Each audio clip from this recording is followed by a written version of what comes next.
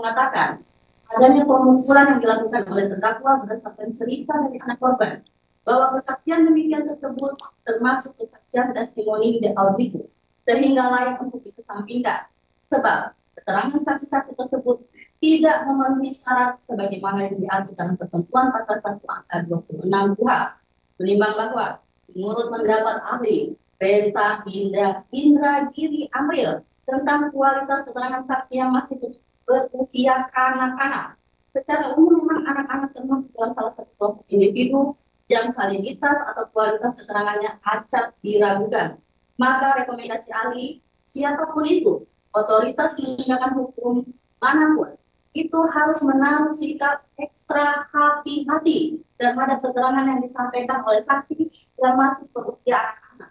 Ekstra hati-hati pada kualitasnya, baik itu akurasi maupun kelengkapan keterangan yang disampaikan oleh para anak saksi tersebut. Menimbang bahwa selain itu majelis hakim memahami bahwa anak korban adalah anak yang harus diperdulikan.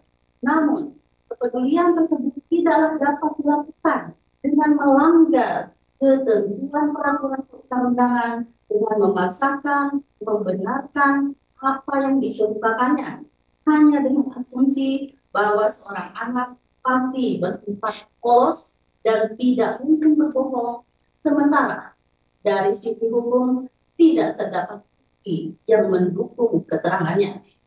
Menimbang bahwa KUHP menyatakan saksi yang bernilai sebagai alat bukti adalah yang diterangkan dan dinyatakan di depan persidangan mengenai apa yang didengar atau dialaminya, serta menyatakan keterangan saksi yang berdiri sendiri dapat diterima sebagai alat bukti yang sah jika didukung dengan alat bukti yang lain.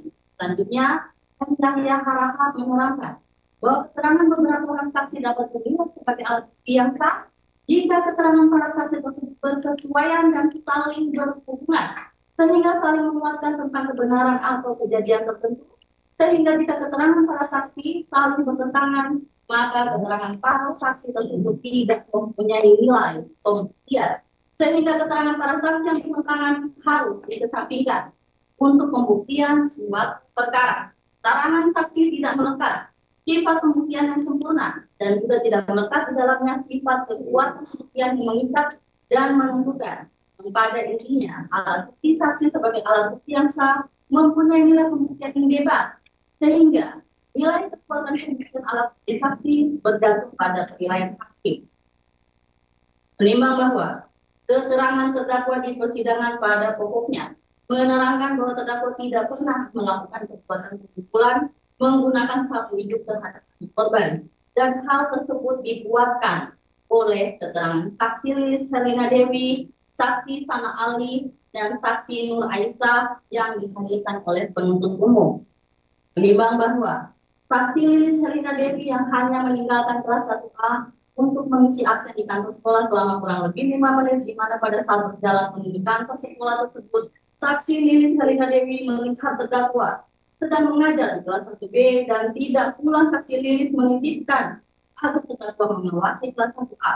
Maka seharusnya pembuktian perkara aku lebih difokuskan pada kemungkinan tembus delikti tersebut. Namun berdasarkan pembuktian di dalam persidangan, tidak ada saksi atau murid kelas 1B yang dihadirkan untuk membuktikan terdakwa benar-benar keluar dari kelas 1B pada saat mengajar. Menimbang bahwa Undang-Undang Nomor 1 Tahun 1981 yang negatif sebagaimana dalam pasal 183 KUHP yang menentukan hakim tidak boleh menjatuhkan pidana kepada seorang kecuali apabila dengan sekurang-kurangnya alat bukti yang sah ia memperoleh keyakinan bahwa tindak pidana benar-benar terjadi dan terdakwa yang bersalah melakukannya. Dalam pasal 183 KUHP telah diatur syarat hakim menghukum terdakwa yaitu sekurang-kurangnya 2 alat bukti yang sah dan disertai keyakinan hakim bahwa terdakwalah yang melakukannya. Kata-kata sekurang-kurangnya 2 alat bukti yang sah memberikan batas minimum alat bukti yang harus digunakan dalam membuktikan suatu tindak pidana. Menimbang bahwa selanjutnya majelis hakim berpendapat Oleh karena hanya terdapat satu alat bukti yang sah, yaitu keterangan saksi, yakni keterangan anak korban, anak saksi Izzatul Nafsia, dan anak saksi Afisa Safira yang diajukan oleh penuntut umum yang tanpa disumpah menerangkan terdakwa melakukan perbuatan pemukulan terhadap diri anak korban dengan cara menggunakan sapu dari arah belakang anak korban. Sedangkan alat bukti lainnya yang diajukan oleh penuntut umum berupa surat dan saksi-saksi lainnya tidak saling bersesuaian, sehingga menurut hakim tidak terdapat kecukupan alat bukti yang diajukan oleh penuntut umum sebagaimana minimum pembuktian yang ditentukan pasal 183. Menimbang bahwa berdasarkan pertimbangan tersebut di atas, terdapat alat bukti yang tidak saling bersesuaian yang menyebabkan tidak terpenuhinya dua alat bukti minimum, maka hal tersebut tidak membentuk keyakinan majelis hakim terkait perbuatan terdakwa yang didakwa melakukan kekerasan terhadap korban, sehingga majelis hakim berpendapat unsur kedua pasal dakwaan ini tidak terpenuhi secara hukum. Menimbang bahwa dalam putusan Mahkamah Agung nomor 33 K/MIL/2009, salah satu pertimbangannya menyebutkan bahwa jika terjadi keraguan-raguan apakah terdakwa salah atau tidak, maka sebaiknya diberikan hal yang menguntungkan bagi terdakwa, yaitu dibebaskan dari dakwaan. Hal ini sejalan dengan hakim hukum. Lebih baik membebaskan 1.000 orang yang bersalah daripada menghukum satu orang yang tidak bersalah. Menimbang bahwa oleh karena salah satu unsur dari pasal 80 ayat 1 6C Undang-Undang Republik Indonesia nomor 35 tahun 2014 tentang perubahan atas Undang-Undang nomor 23 tahun 2002 sebagaimana telah diubah menjadi Undang-Undang nomor 13 tahun 2016 tentang penetapan pemerintah, pengganti Undang-Undang nomor 1 tahun 2016 tentang perubahan kedua atas Undang-Undang nomor 23 tahun 2002 tentang perlindungan anak tidak terpenuhi, maka terdakwa haruslah dinyatakan tidak terbukti secara sah dan meyakinkan melakukan tindak pidana sebagaimana didakwakan dalam dakwaan alternatif 1, sehingga terdakwa haruslah dibebaskan dari dakwaan tersebut.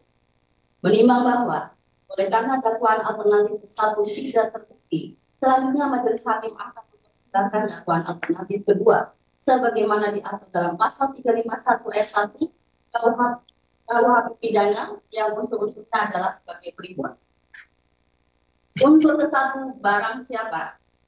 Menimbang bahwa unsur barang siapa yang dimaksudkan dalam perkara ini adalah orang pribadi atau orang tersebut sengaja dilakukan ke dunia ini sebagai sebuah hukum yang dapat dimintakan pertanggungjawaban atas perbuatan atas tindakannya yang dihadirkan ke persidangan sebagai terdakwa karena telah didakwa melakukan suatu tindak pidana. Bimbang bahwa dalam persidangan telah didapat seorang bernama Susiari SPD binti Sudiharto dengan identitas sesuai dengan saksi serta telah pula diakui oleh terdakwa sebagai dirinya sendiri yang diajukan dalam perkara ini, sehingga dalam perkara register dengan nomor 104 2024 PN Anggoro ini tidak terdapat kesalahan orang yang diajukan ke persidangan. Menimbang bahwa berdasarkan pertimbangan di atas, maka unsur barang siapa telah terpenuhi, namun oleh karena unsur ini merupakan unsur yang tidak dapat berdiri sendiri, sehingga untuk membuktikan terdakwa bersalah melakukan tindak pidana yang didakwakan kepadanya, haruslah terlebih dahulu membuktikan unsur-unsur lain dalam pasal dakwaan ini. Unsur kedua, melakukan penganiayaan. Hadirin ya, terkait dengan unsur kedua ini, majelis hakim mengambil alih seluruh pertimbangan hukum dari pasal dakwaan alternatif pertama. Menimbang bahwa oleh karena salah satu unsur dari pasal 351 ayat 1 KUHP tidak terpenuhi, maka terdakwa haruslah dinyatakan tidak terbukti secara sah dan meyakinkan melakukan tindak pidana sebagaimana didakwakan dalam dakwaan alternatif kedua, sehingga terdakwa haruslah dibebaskan dari dakwaan tersebut.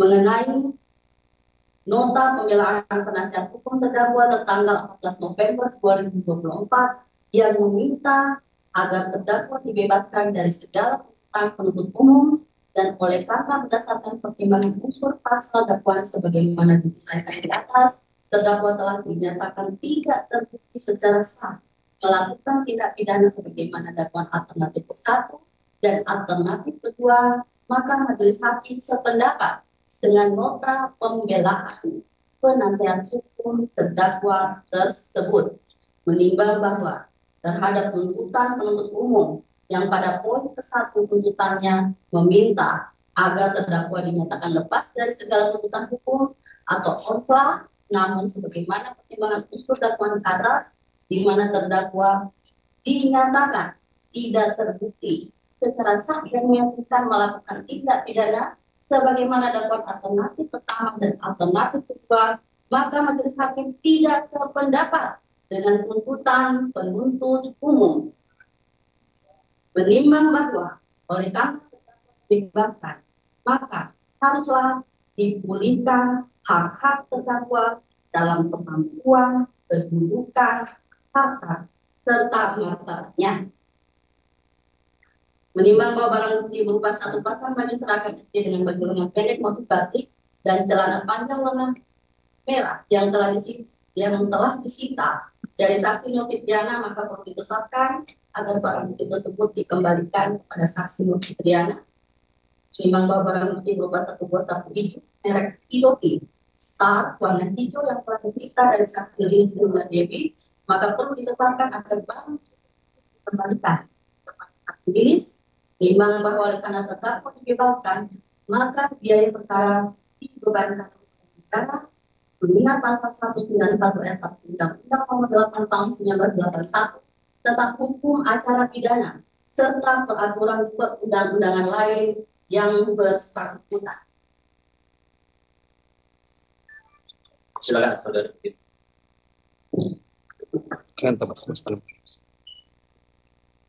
Pengadili 1. Menyatakan terdakwa Supriyani SPD binti Sudiarjo tersebut di atas tidak terbukti secara sah dan meyakinkan bersalah melakukan tindak pidana sebagaimana didakwakan dalam dakwaan alternatif 1 dan dakwaan alternatif kedua penuntut umum. 2. Membebaskan terdakwa oleh karena itu dari semua dakwaan penuntut umum. 3. Memulihkan hak-hak terdakwa dalam kemampuan, kedudukan, harta serta martabatnya.